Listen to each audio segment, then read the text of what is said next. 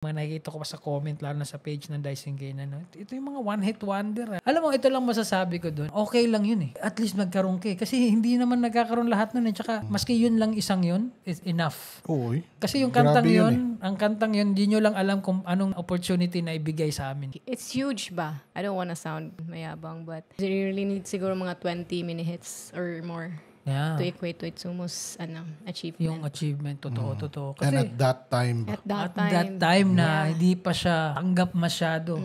Diba? Tsaka yung mga panahon dati, may hip-hop lang pag may nag-hit na kante. Sa mainstream ba, sa masa na parang, uy, hip-hop. Tapos pag nawala, balik na naman sa normal, which is yung normal is default rock yung... music. Oo, For default. us, Cebuano, to do that ba? Oh yeah, no? And Diba?